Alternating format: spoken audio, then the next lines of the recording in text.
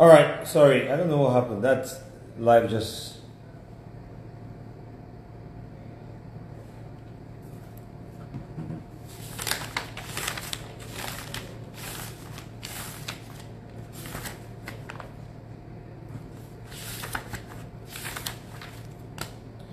Okay, so we're back. Thank you so much, Saz. Let's bring on Phil's Mr. Producer.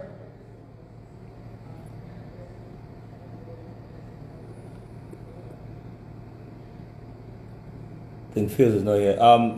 Foza is here. Foza needs to come back because we had network issues when she was on. Foza, where is Foza? Foza.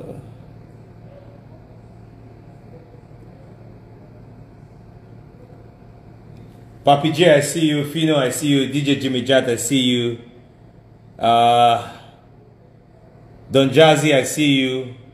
Fino, Ike, I see you. See everyone in the building. Thank you so much for believing in this session. Vanessa, I see you. Where's Foza? Foza, where are you? We could not take on. Please, if you know where Foza is, please tell her she needs to come back now. We're ready for her. Where's Mr. Easy?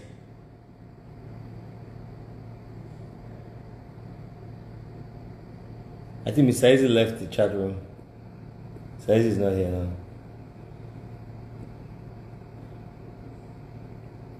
Hold on.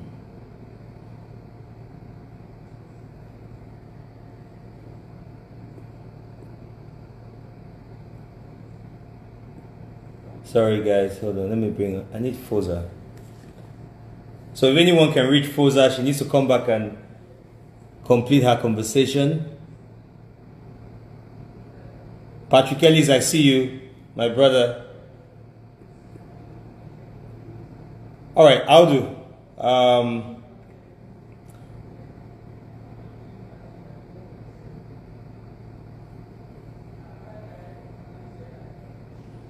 Miss V, I see you. I see you. Lillian and Vivian. I see both of you. Where's this guy now? Okay, let's bring her.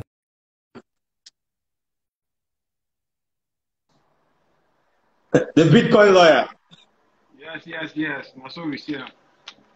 So, you see, I told you I cannot afford you, I would do. No, I'm cheap now.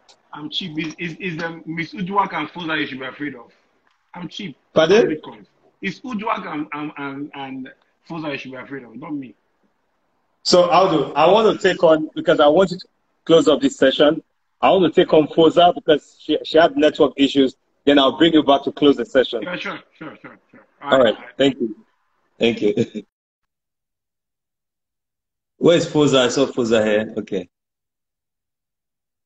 Foza had network issues, so Audu definitely always have to close this session because it gives me too much of work.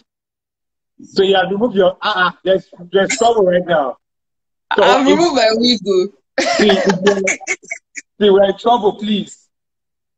If you finish any contract, please go and beg Foza right now. She's removed her wig. Oh my god. So yeah, we had a few questions that you could not answer before the network. So let's have you before we bring on Audu to come and close the session. Yeah, please. Yeah. You were talking about the network today. Hey. Can you hear me? Yeah, I can hear you. Right? Yeah. So I was saying, like, the model you stated out, I really don't think, like, the bank will be able to join us in that model. And to be honest, we need a lot of financial literacy for that to happen, to be honest, on the part of the artist specifically. However, one of the methods I've found very effective is adequately informing the artist, on every money that is being spent. So for example, we're about to do a promotion. We sit down, we talk about the budget, you approve the budget. you approve the budget before the money is being spent. And what I've realized is that with the artists that I work with, and I've worked with, or we've done in terms of label for other clients, is that, you know, the sense of entitlement runs away, and they are more active because they are aware that I'm owing 10 million and I have to pay back. Do you get? So it's a route also that makes them, you know, very accountable, because every day I go to look, you say, guy, you are owing me 100 million. Oh, don't go act funny. Even if when you want to act funny, most of the time when the artist wants to leave the contract, the first conversation is, because there's always a buyout clause in my contract. The first conversation is they'll come and tell you, I found someone that will buy me out of my contract. That's the beginning of the conversation. So I think that, you know, we should, like I was saying in the comment section, I've been trying to figure out a way to make insert a criminal clause, right? So that when everybody starts misbehaving, we just go straight to panty and we lock ourselves up for like 3 months first. So by the time everybody's brain resets, we'll continue business. Because I've seen it. I've seen where even though the record label did it in form of bullying, but the artist reset, and the artist waited out the 2 years contract. He waited out the 2 years contract because 1 year into the contract, he started misbehaving. They locked him up for like 2 months. Baba's head reset and he finished the contract. So, you know, I feel I think that financial literacy has a long way to go. And, you know, shout out to SARS. I work with SARS. And I'm so proud of, like, see how my client came, you know, online and was giving you people proper. That's a client that sits down and we listen. Like, we have conversation. I know the number of conversations we have with SARS going back and forth, trying to figure out, you know, this thing that SARS said about not making money from his catalog. This happened in, I think, 2017, and God rest OJB's soul. We're like 5 lawyers that gathered all, you know, a lot of the producers together. SARS organized that. So there was Mastercraft, there was TMX, so there was Chopsticks. Everybody gathered at Oriental Hotel a day before OJB died. And I can never forget, OJB said that, thank you for what you guys are doing, because what I did not learn, I'm suffering for it now. I have all these songs and I cannot earn any money. Justin is in the comment section. And, you know, when I was listening to that, I cried. I was like, how can you make these hit songs and you don't, everybody's having to do GoFundMe because of, you know, it's an illness that ideally you should be able to nurse yourself back to, you know, this thing. So that was one of the things that led myself, Justin, Ire, like a bunch of lawyers, and we literally fought COSON till COSON started accepting producers as composers into, you know, COSON. And what I discovered is that because a lot of us are ignorant and because a lot of us don't read the law that is available, you know, everybody has been coming here saying there's no law, there's no law. The laws are available. We just refuse to use the law. Do you understand? We refuse to use the law. And that's where, and like I always tell my clients, I can't do more than what you send me. If you don't, I'm not the owner of the copyright. If you don't give me permission, I have a client that if he says go, I love that client so much, because once he says go like this, he doesn't care. You can beg him from now to tomorrow. If Foza has not said I'm satisfied, I will deal with because people feel like, and people just say, oh, Foza is wicked, Foza is a bulldog or whatever. But you cannot. Nobody messes with my client, dude. Ask my OS is in comment section. I don't care how little that client is. I don't care how big that client is. You cannot mess with my client. For every SARS Academy, producer, they all sign split sheets. Whether you are Wizkid, whether you are anybody, you will sign the split sheet of that unknown artist, and I'll collect my publishing complete. So it's really about taking a stand. And SARS, and I keep referring to SARS because, you know, SARS will come in when they start, you know, saying, oh, they'll blacklist this person, they'll blacklist this person. SARS will pick up the phone and call those, you know, artists and say, guy, this person is under my wings. You can't be treating him like this. You say, hey, Baba, you know, these lawyers will ruin this guy. This guy will not get anything again. SARS will tell them, just listen to you. Like, just do what the lawyers ask you to do. And slowly and surely, now everybody is talking about, you know, now the fight has moved from, I'm not going to give you split sheet to, why are you collecting 50%? So gradually, it's going to start shifting. It has moved from arguing about whether there should be a split sheet or not. It has now moved to, let's agree on the percentage. Now it's an argument of percentage. That means there's acceptance of the split sheet. Now it's now argument of percentage. So after that, it will now be, okay, this is what we've agreed on, let's sign. Yes. Okay, yes. So, sorry, one more thing. And it's just, I feel like, as much as we're very few lawyers that are very passionate. I mean, see Audu. Audu was so frustrated to the point that he had to go and set up. Even you, as a lawyer, because I've seen your contract. You know, we're talking about some things about confidentiality. I've seen your contract, and I know what's inside when it comes to confidentiality. Do you get? So I feel like lawyers in any industry, lawyers are the ones that drive change, right?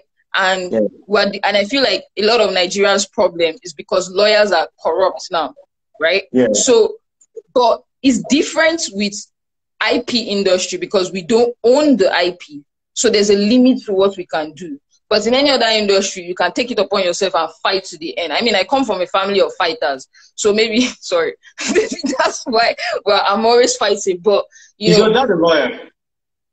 No, my dad was a military man, actually. Oh! You now took a bad girl and now added law. I added law suits. So now, I want to ask you a question. You've helped a few artists, right, settle amicably with their record labels without going on social media to fight. Yep. Right? Yes. So how were you able to achieve that? So, first things first, I tell the artist that, yo, you are owing money. Simple. I make you understand that you are owing money, and there's no way that we'll go to court. The court is always inclined to protecting the person that has spent money. Simple. Whether we like it or not. So the first things first you have to understand is, how do you want to settle this bill? Now, if we've seen that, you know, the label defaulted, we have and that's where lawyers come in. I mean, there are lawyers in the comment section now where I just be like, immediately I see the person's email, I'll just be like, my guy, alpha, this, how if he settle one, this is what we can do, this way. And I've had lawyers that have told me that where there's a case I remember, and so one of the first things I do is I follow stricto sensu what the agreement says. So if the agreement says that, you know, you have to declare accounting, you have to do this, you have to send termination letter, I do all that. So sometimes termination for me can take almost 4 months, you know, or 3 months, because we're trying to iron out things and do it properly. But I always bring it into the artist's head. I'm not coming here to antagonize the record label. You know, we must settle this thing properly. You believe that? Do you also believe that, right? Because you are in the center of this every day. Do you also believe that lawyers are the reason why a lot of artists go on social media and to blast their record labels? Do you believe that? Ubi, let me tell you the truth then. See, sometimes, and that's why when we keep saying entertainment lawyers, people think that, you know, a lawyer can do everything. I don't know how to do oil and gas. I would never take a property law case. Do you understand? But as an entertainment lawyer, before my client goes on a rant, they call me. And the reason as they call me, I call their PR person, I call their manager, and we all have a conversation, right? So sometimes, or most times, lawyers are not aware. And lawyers are not aware. It's even as bad as they'll tell you, oh, a lawyer drafted this agreement. And when you look at it, there was no lawyer in the agreement. So they just lie. They lie against us. We've suffered. In this industry, we've suffered.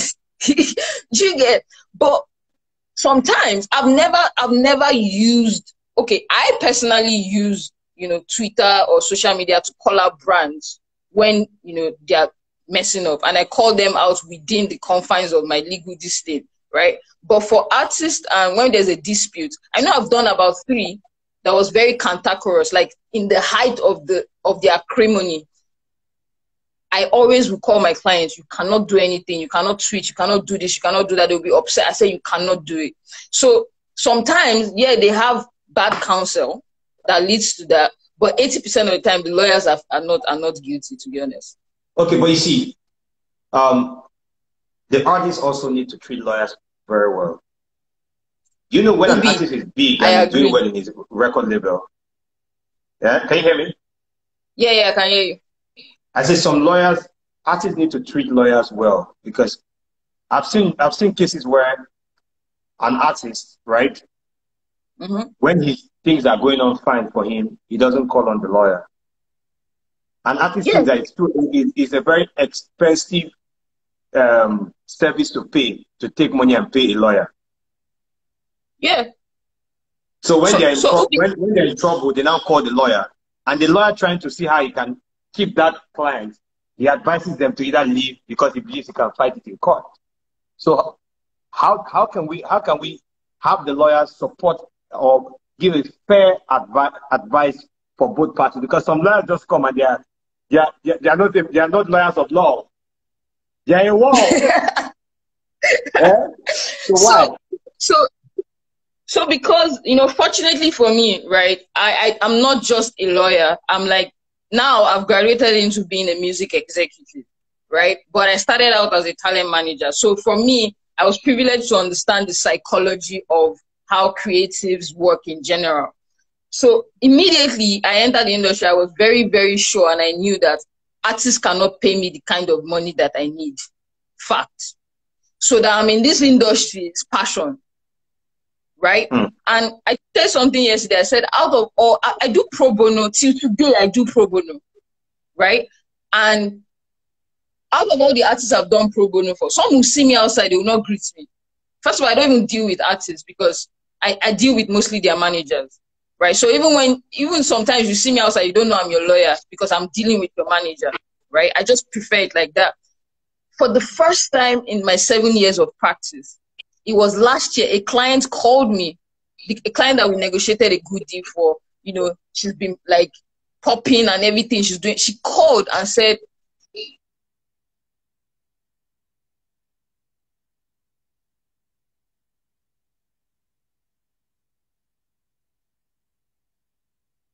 Foza, this is your internet, man. I think I need to have Foza on the Saturday session. Audu, we need to close this session. It's 12 a.m. in Nigeria.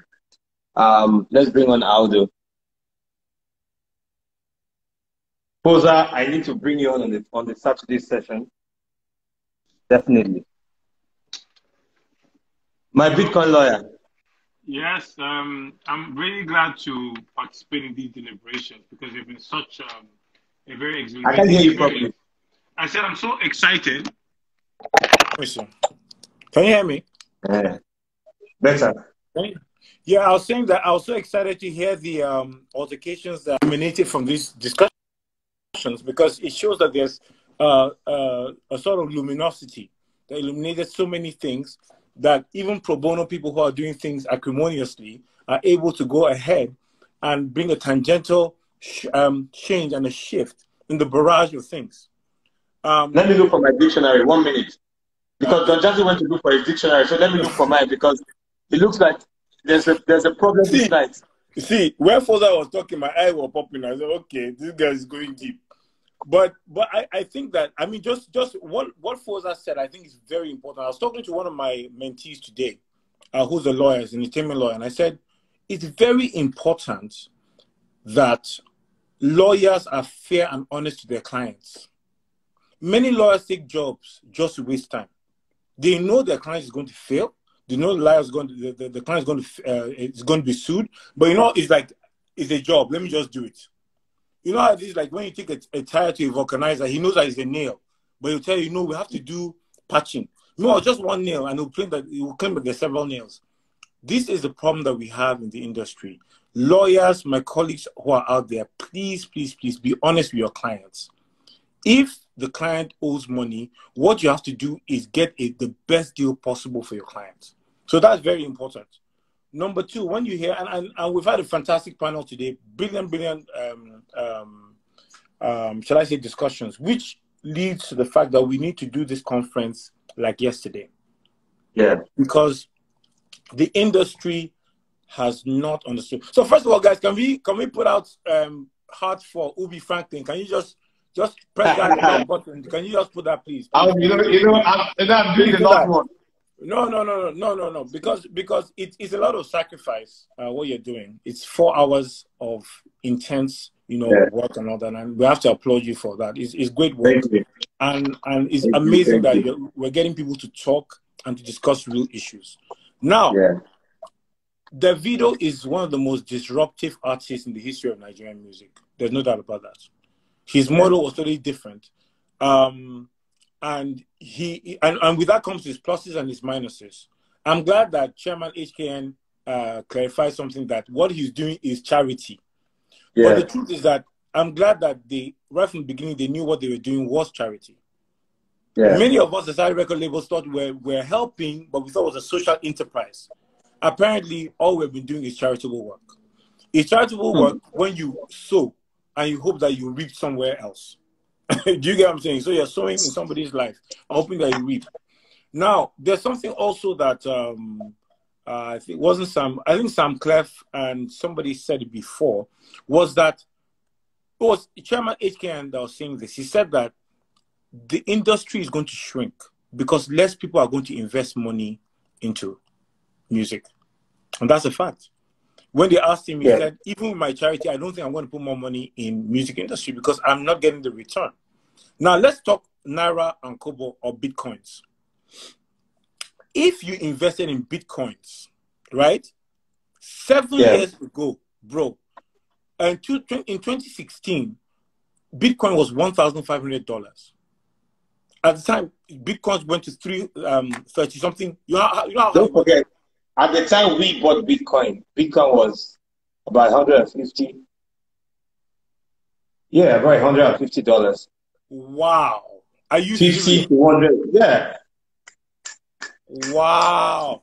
Then you're my chairman. No, you're my chairman. I must hail you. That's why I said that. Contact me. No, call we'll me. Talk. We'll talk. You see, call me. We'll talk. No, we'll talk. No. You want to be paid in Bitcoin.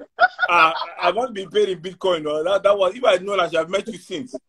But seriously, bro, if you put that amount in Bitcoin, how much would you be worth today? Calculate it. How much Bitcoin today? I know. So there's an artist I tell you, there's an artist I lost. If I say this thing, it will be very alarming. But there's an artist I lost 200 million naira to. I'm not surprised. See, I'm not surprised. But if you bought a piece of land, but bro, if you bought a piece of land with that 200 million naira, do you know how much you'd have been worth today? 300-400 million naira. You'd have doubled your money, and you would have your security, and the land will not wake up and walk out of your life. That's the good thing about land; it's going nowhere. But when you invest in people, the problem with investing in people sometimes is that they can wake up and they can catch feelings. You can get emotional and back and forth. But let's go to solutions. Let's talk. I don't want to go back. Let's talk about what needs to happen next. If you hear Miss Udwak, if you hear Foza, I'm really impressed with those women. They're fantastic lawyers. And what I like about them is that, that the women are actually more hardcore than we are. They are. They're more business-like. If you look at and they're not even emotional. Do you know what I'm saying? They're not even emotional about what they're saying. They're saying, this is what the contract says. Follow it. If you're filling my contract, I will cut you off. It's business. It's not personal. It's not about me knowing your uncle or your father or whatever it is. Now, if you look at what Mr. Easy did with Empower, he has taken another model of music. And what I think, and the reason why this is important is that for us to understand that the future of the Nigerian music industry must be a model that is not American-based. As Udwak said, many people are signing contracts that are American contracts that don't have any business with Nigeria. Africa, Nigeria must create their own laws, their own split sheets, their own model whereby producers can be paid. They must find a means to make sure that. And so the UBI music model is not bad if it can be hybrided with an Empower and mixed with something global. So we must find that right mix. And I'm sure that we will as we go to the webinar. Second point that I think is very important is really around artists get a lot of bad name, because at the end of the day, let's know who artists are. They are people that reach deep into themselves to create something that is hidden. You must understand that that is difficult. You must understand that they have to be a bit crazy, right, to create the kind of music that we're hearing from them. But the question then is that, how come SARS, Don Jazzy, Fields, Sam Clef, just call the producers, how come they're still balanced?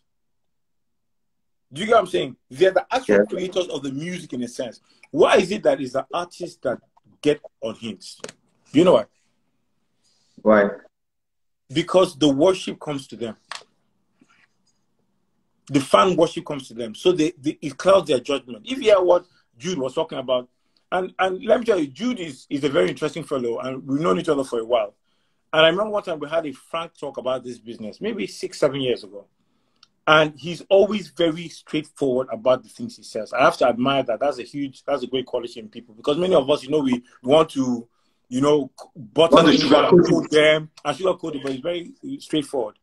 The case with Mehdi and Cynthia, I saw that Cynthia made a statement and she kind of retracted some things and said she gave props to Joy and Jude for what they did. But guys, it's not easy for somebody to take his money and put in something that directly affects you, and then you expect that the person wakes up and he just goes and it's okay. I don't think it's fair. And then the last thing is also, when you look at what who was it now? I think it was Foza was talking about something around how she has also helped to educate the artists. Education is the biggest thing. So what do we need to do now? 1, educate one another better. 2, create original legal systems and structures that work. 3, lobby government for empowerment and enforcement of these things that we have agreed that they're going to do. Number 4, Co-Song, MCSN and Co., the truth that they've failed us, they need to go. They need to go, or else your music is not going to go anywhere in the world. Number 5, we need to get more women interested in this business. We need to create more channels for women to participate, because women bring a balance that, truthfully, as men, sometimes we don't bring.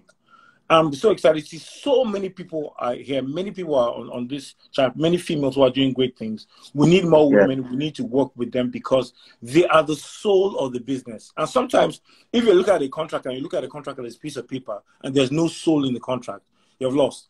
Remember what Adi Kabasa said? He said we should sign as enemies but operate as friends. And having said that, I hope that you will stream Haba, among other things. But but seriously speaking, I'm so excited about what's happening, and kudos to everybody that's participated. Don Jazzy, thank you for being here. Don Jazzy has been great. Mr. Easy ran away. He has to come back. Mr. Easy has to come Mr. Easy, so I'm going to try and bring him on Saturday. I saw Mr. Easy, I saw Fino, I saw a couple of people. You see, something is very, very important. Today, I haven't been on that part where Jude was a few days ago. You and I spoke. And you said, Ubi, man. You said, since I've seen Janet here, Janet would like to talk to us if you can make that happen. I see Janet here. Oh, so, Janet's okay. You remember you said something and said, just the way I see that girl picture, I pity him. Remember we were having that conversation?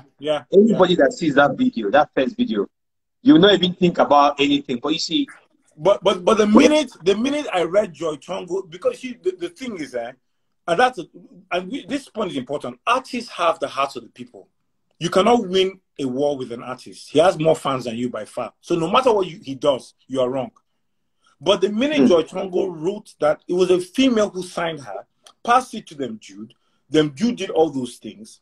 And then so after a while, like, this is the card that they've always played. They just say, I'm suffering, I'm dying, and it's okay for you to die. So then the question then is, how about us? Aren't we dying?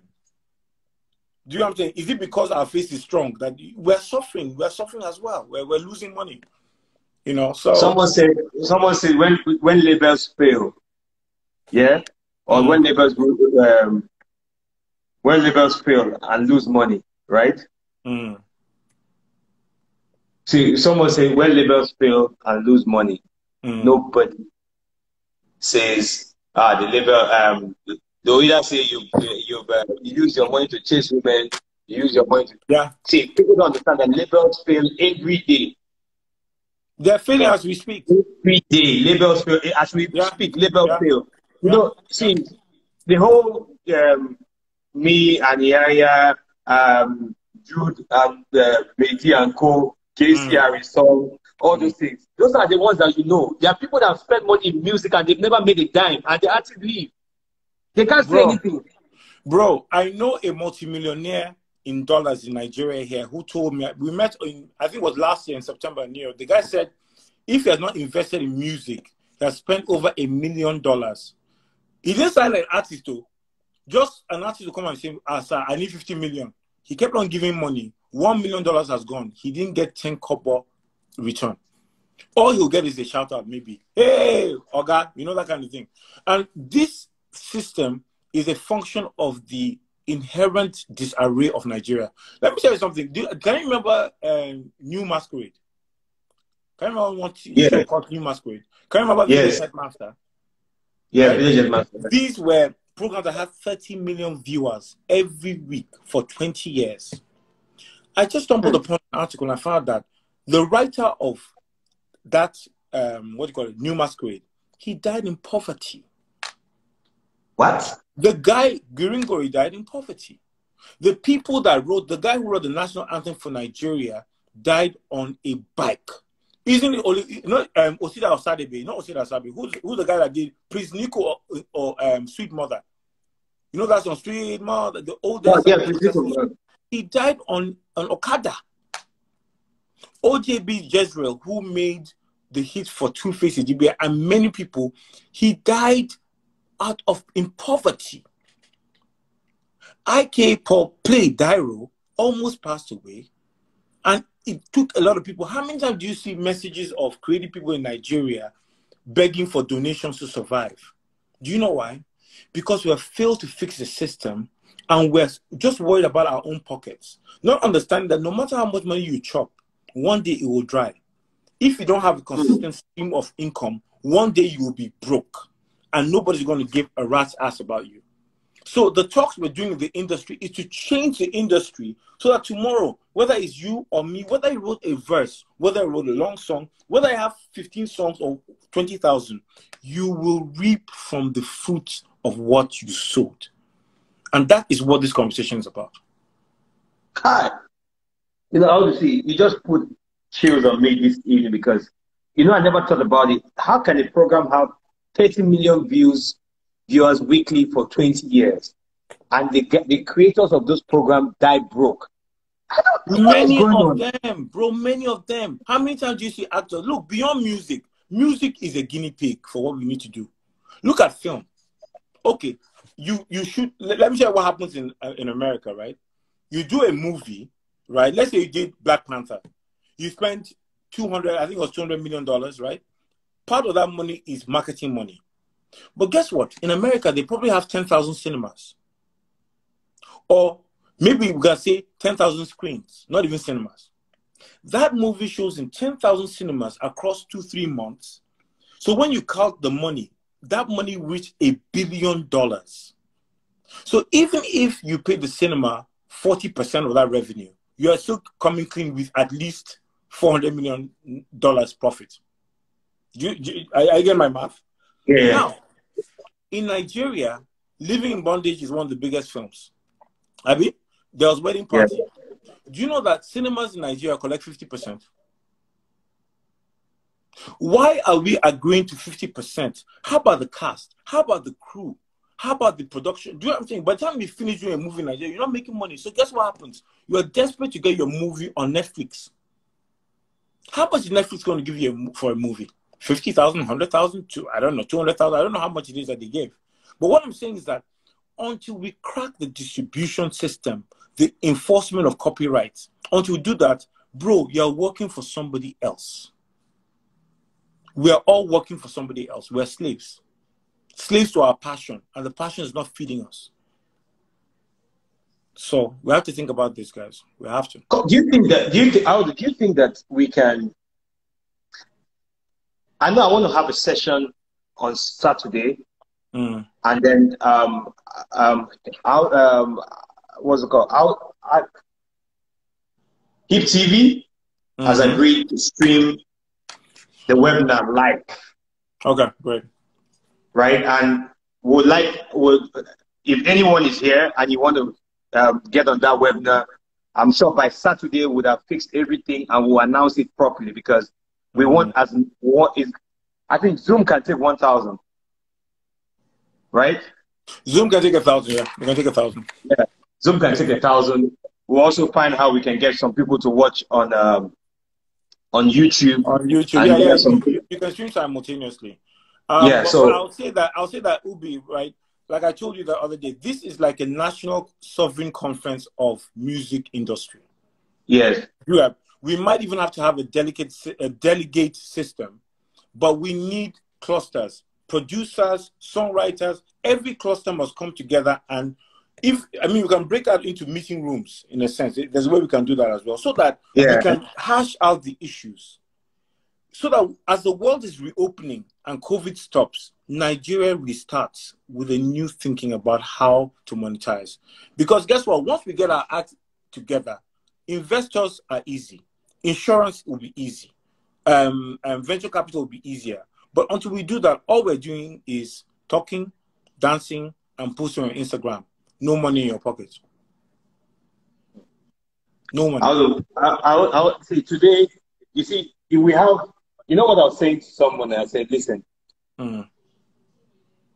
if we have 50 lawyers as rugged as Uduak and Foza in our industry, you know, there are lawyers that when a label and an artist are having problems, right? The lawyer contacts the label. He first starts with threats. That's where the biggest problem always starts. Yeah. Because if a label and an artist are having a problem and the label reports to a lawyer, is for the lawyer to write the label. Now, so when you write the label and the label invites you, or maybe there's an opportunity for the label and the label's lawyer and the artist lawyer to sit down and talk. Yeah. If the artist lawyer listens properly, he understands that this artist, because see, you and I have run record labels with signed artists. Do you know something? Do you know that, like I asked Jude, during the course of the contract, artists make default a lot, but nobody says anything. Yeah. Many times. You pay for you can there are times when artists will wake up and go for a show, collect money, and you can't do anything. It's happening.